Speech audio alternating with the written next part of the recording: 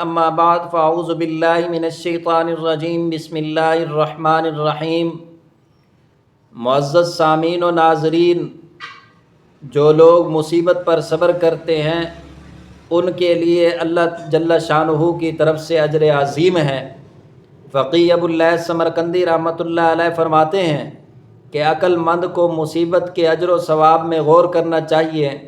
چنانچہ قیامت میں جب اس اجر کو دیکھے گا تو تمنا کرے گا کہ اے کاش اس کے اہل و عیال اور تمام خویش، تمام عزیز و اقارب اس سے پہلے فوت ہو جاتے کہ آج وہ اس مصیبت کا اجر و ثواب حاصل کرتا، اور اللہ تعالیٰ نے مصیبت پر عظیم ثواب کا وعدہ فرمایا ہے، جبکہ ثواب کی نیت سے اس پر صبر کیا جائے۔ چنانچہ ارشاد باری تعالیٰ ہے وَلَنَبْلُوَنَّكُمْ بِشَيْءٍ مِّنَ الْخَوْفِ وَالْجُوعِ وَنَقْصٍ مِّنَ الْأَمْوَالِ وَالْأَنفُسِ وَالثَّمَرَاتِ وَبَشِّرِ الصَّابِرِينَ الَّذِينَ إِذَا أَصَابَتْهُم مُّصِيبَةٌ قَالُوا إِنَّا لِلَّهِ وَإِنَّا إِلَيْهِ رَاجِعُونَ أُولَٰئِكَ عَلَيْهِمْ صَلَوَاتٌ مِّن رَّبِّهِمْ وَرَحْمَةٌ وَأُولَٰئِكَ هُمُ الْمُهْتَدُونَ۔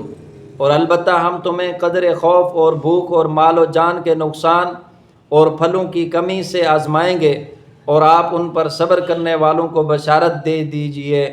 کہ جب ان پر کسی قسم کی کوئی مصیبت بھی آتی ہے تو وہ یوں کہتے ہیں کہ ہم اللہ ہی کے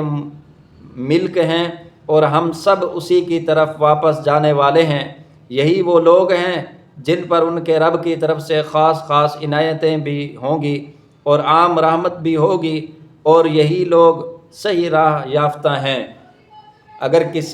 کبھی بھی مصیبت آ جائے تو مصیبت میں گھبرانا نہیں چاہیے، بلکہ اللہ کی طرف رجوع کرنا چاہیے اور اس پر صبر کرنا چاہیے کہ مومن بندے کو اللہ جل شانہ کی ذات عالی کبھی بھی مصیبت میں نہیں دیکھ سکتی۔ اگر اس پر کوئی مصیبت آ جائے تو اس کو رب تعالیٰ کی طرف رجوع کرنا چاہیے، اور اللہ جل شانہ نے مصیبت کے اندر اجر عظیم رکھا ہے۔ مولا کریم ہم سب کو صبر و شکر کے ساتھ زندگی گزارنے کی توفیق عطا فرمائے، آمین۔